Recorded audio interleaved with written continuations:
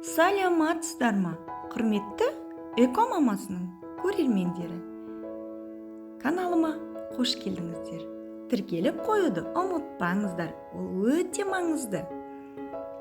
Ендеше жылы суды бірінші ыдысымызға құйып аламыз. Ыссы болмауы керек, салқын болмауы керек. Содан кейін дрожжімізді жақсылап араластырып аламыз. Дрожжевой тестода пирог пісіреміз.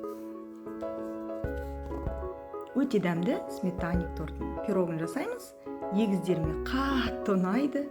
Екі балапаныма, сіздердің де балаларыңызға, қонақтарыңызға ұнайды деген сенімдемін. Себебі маған келген қонақтардың барлығы менің пирогыма тойып кетеді ғой. Содан кейін бір жұмыртқамызды жақсылап араластырып аламыз. Жұмыртқа үйдікі. Менің үйімде тауықтарым бар. Содан кейін майымызды саламыз. Осы жартысынан бізде бір пирог шығады. 2 пирог жасағыңыз келсе, бір маргаринді целый салып жіберуге болады. Араластырамыз. Мен бүйтіп ерітіп, маргаринді бүйтіп жатпаймын.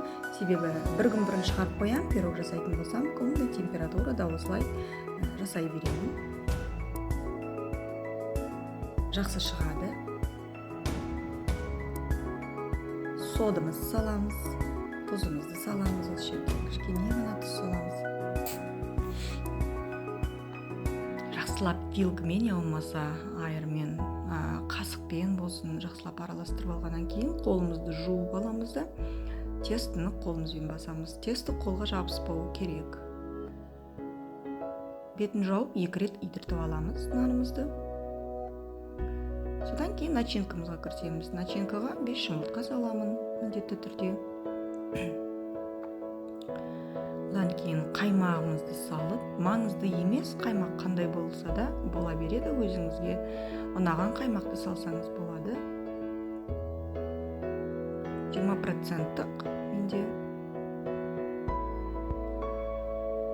осы бір пирогқа жетеді. Аптасына 2 рет пісіретін болармын. Егіздерім өте қатты жақсы көреді. Содан кейін кішкене ғана сгущенка саламыз. Сгущенканы көп салмаймыз.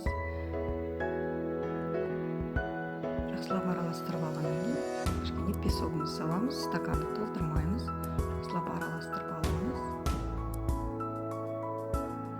Есте сақтаңыздар, миксермен, я болмаса блендермен араластырмаңыздар. Себебі су көп бөлінеді де пирогымыз қатпай қалуы мүмкін.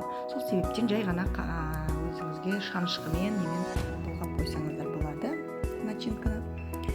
Қараңыздар, тесті менің қолға жабысқан жоқ, әдемі болып иеді. 2 рет иітіп алдым, 2 рет бастым деуге болады.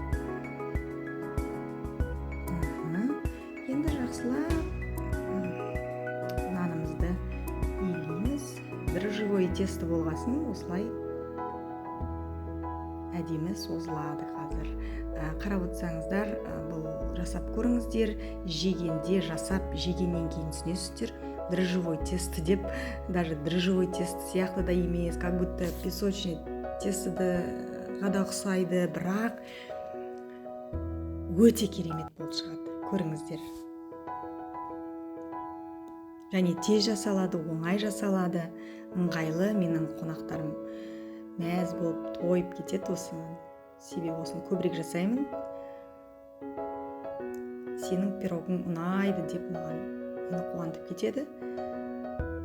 Қараңыздар, формама келтіріп алдым. Бұл форма менде бұрыннан келе жатырған чугунный формам. Осыған ғана ыңғайлы, осыған жасаймын.